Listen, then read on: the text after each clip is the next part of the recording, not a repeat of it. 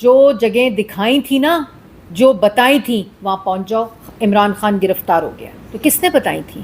کس نے دکھائی تھیں؟ عمران خان نے دکھائی تھی. آپ نے وہ آڈیوز دیکھی ہوں گی جس میں کہا جا رہا ہے جی ایچ کیو پہنچ جاؤ، جس طرح بتایا تھا، جس طرح دکھایا تھا. عمران خان صاحب براہ راست، اور آج بھی زمان پارک جو ہے وہ ان مسلح جتھوں کی، ان ملک سے دشمنی کرنے والوں کی، ان حملہ آور ہونے والوں کی پناہ گاہ بنا ہوا ہے. آپ نے دیکھا ہوگا پنجاب حکومت نے تمام ایویڈنس دیا ہے، تمام چیزیں واضح طور پر بتائی ہیں. انہوں نے ایک ٹائم کا بتایا ہے کہ اس ٹائم کے اندر 72 گھنٹوں کے اندر 24 گھنٹوں کے اندر انہوں نے کہا ہے کہ زمان پارک جن بھی مجرموں کی پناہ گاہ بنا ہوا ہے وہ وہاں سے نہیں. لیکن ان سب کا ماسٹر مائنڈ عمران خان ہے. انہوں نے لوگوں کو اکسایا ہے، انہوں نے یہ سوچی سمجھی منصوبہ بندی کی تھی. آپ نے مراد سعید صاحب کی ویڈیو سن لی ہوگی جو پی ٹی آئی کے آفیشیل پیج پر ہے. بری الزماں نہیں ہو سکتے.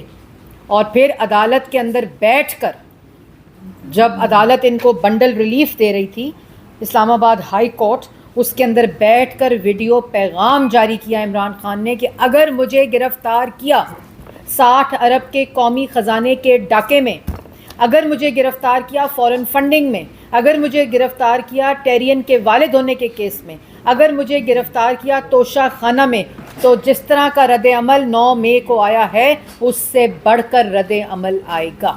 تو اس میں کون سا شک رہ گیا؟ اور یہ پرائم منسٹر کی واضح ہدایت ہے، پرائم منسٹر کی واضح کیٹیگورک ہدایت ہے کہ کسی بے گناہ کو، کسی بھی اس میں اگر کوئی نام آ رہا ہے، وہ پرائم منسٹر اس کے اوپر ایک مانیٹرنگ کمیٹی بنائی ہے انہوں نے کہ کوئی ایسا نام خواتین کا، بچوں کا، جس کے ساتھ کسی قسم کی بھی ناانصافی ہو، اور اگر وہ بے گناہ ہیں تو وہ جو لسٹ ہے جہاں گرفتاریاں ہو رہی ہیں اس کے اوپر ایک مانیٹرنگ کمیٹی بنا دی گئی ہے جو اس چیز کو دیکھ رہی ہے کہ کسی کے ساتھ زیادتی نہ ہو.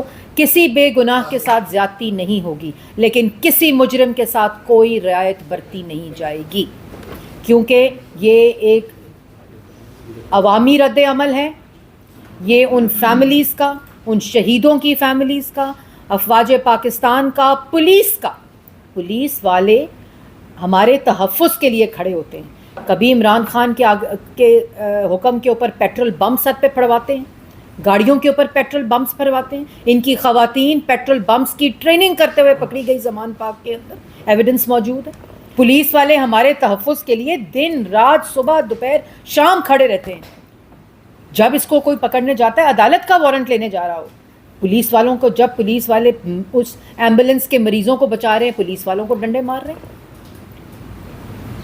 جب وہ ہسپتال کے اوپر اٹیک بچا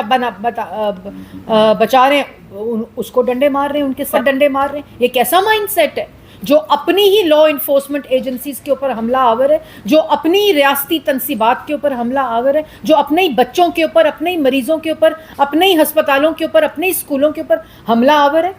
یہ کس قسم کا مائنڈ سیٹ ہے؟ اور اس کے بعد اس کے اوپر یہ کہا جائے کہ نہیں یہ تو سیاسی جماعت ہے.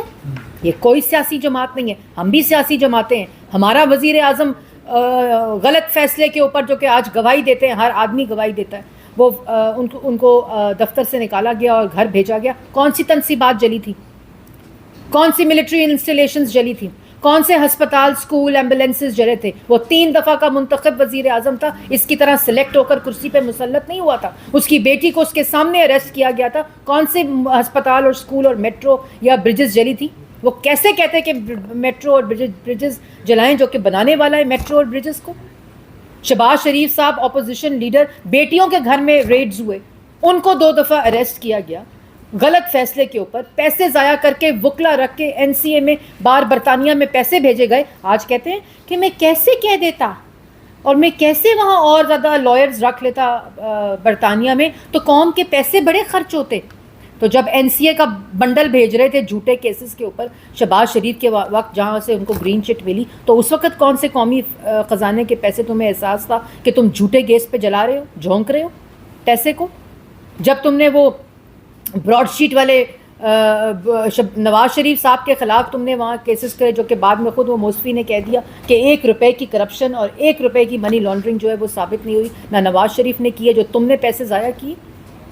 تمہیں پیسے قومی خزانے کے تھے, یہ پاکستان کا پیسہ تھا, یہ پاکستان کے ٹیکس پیئر کا پیسہ تھا. یہ 60 بلین جو تم نے سپریم کورٹ کے اکاؤنٹ میں دلوایا اور وہاں سے آپ نے ایڈجسٹمنٹ کرائی, فائن کی, اور اس کے بعد آپ نے القادر ٹرسٹ اپنے نام پر, اپنی بیگم کے نام پر بنا لیا. کیوں بنا لیا؟ کس قانون کے تحت بنا لیا؟ ذرا وہ ویڈیو چلائیں.